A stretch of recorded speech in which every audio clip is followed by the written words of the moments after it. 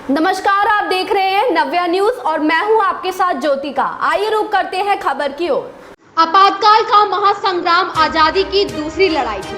रविदास मेहरोत्रा।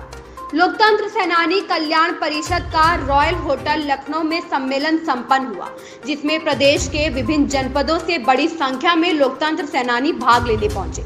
सम्मेलन की अध्यक्षता राष्ट्रीय अध्यक्ष रविदास मेहरोत्रा, विधायक व संचालन राष्ट्रीय महासचिव चतुर्भुज त्रिपाठी ने किया।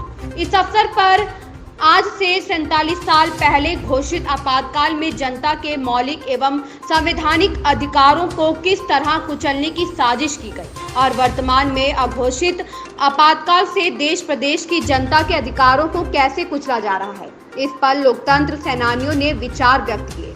लोकतंत्र सेनानी कल्याण परिषद के राष्ट्रीय महासचिव चतुर्भुज त्रिपाठी ने कहा कि आज इतिहास का सबसे काला दिन है। 47 साल पहले आज ही के दिन लोकतंत्र की हत्या की गई थी।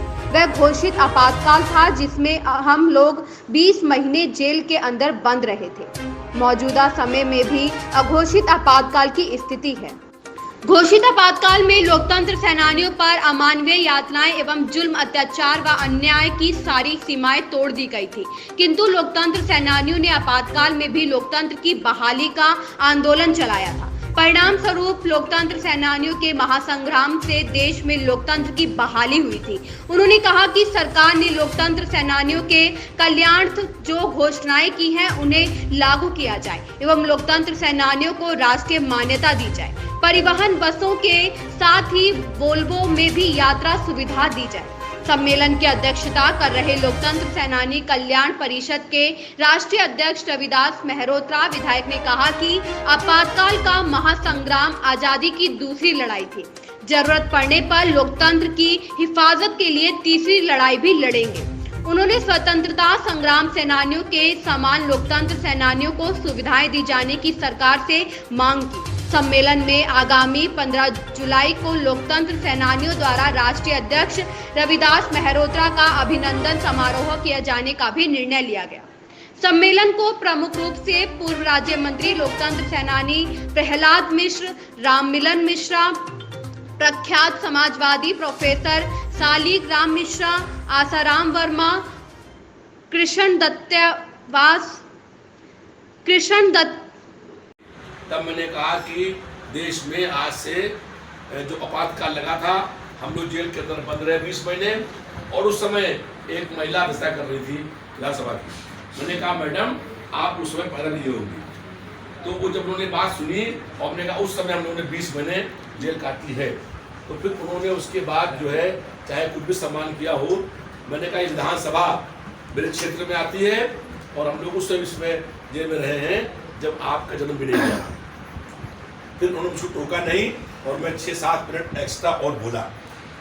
तो देखिए मुख्य बात यह है कि सरकार में हम लोगों जब कोई बोलेगा नहीं। अखिलेश यादव जी ने जब पहली बार मंत्री बने, हम विधायक बने 2012 में, तो पहली मीटिंग में ही जब मैंने ये बात बोली कि आपातकाल के सेनानियों को सम्मान देने का निर्णय, एक ही बात बोली, तो मेरे विरोध में मेरी पार्टी के लोग खड़े हो गए और उन्होंने भाषण माइक लेकर कहा कि नहीं प्रधानमंत्री जी उन लोगों को पैसे मत दीजिएगा। उन लोगों ने हम चुनाव हराने का काम किया है। और कई लोग खड़े होंगे कि मेरे क्षेत्र में जो क्या कहते हैं इस रानी है उस रानी ये भाजपा का काम कर रहे हैं। तो जब कई लोग बोल दिए तो मुझको दोबारा फिर माइक पकड़ना पड़ा। और मैंने कहा बनाया जी बैठे हुए थे, हमने कहा नेताजी जब आपने पेशन करी थी तो आपको ये बात मालूम थी कि इसमें हर दल के हर पार्टी के लोग आप सड़क बनवाते हैं, उस सड़क पे सब चलते हैं। जो कन्या योजना आपने पास किया है वो सब कन्या को मिलता है, चाहे वो किसी पार्टी की हो। आपने जो मैंने काम गिनाया कि ये आपने काम किए थे, ये सारे काम सबके लिए थे और ये सम्मान राशि भी सबके लिए बंद हुए आपातकाल के अंदर, चाहे वो किसी पार्टी में हो। तो लायंस जी ने कहा नहीं अखिलेश तत्काल करो, और उसी वक्त 3000 रुपया शुरू हुई। और पिछले उस 5 साल के अंदर सारे भाषण की कार्रवाई विधानसभा के अंदर कोई भी बोलता है तो वो सारी कार्रवाई लिखी रहती है और लगातार हम लोग बोले, उसका परिणाम हुआ कि 3000 हुई, फिर 6000 हुई, फिर 10000 हुई, 15000 हुई और उसके बाद 20000 भी हो गई थी। दुरायन चौधरी, उनसे आप पूछ सकते हैं, वो कर गए थे, लेकिन चुनाव आ गया, फाइल में था, वो उन्होंने किया इस सरकार ने। लेकिन इस सरकार ने 4 साल क्यों नहीं कर दिया?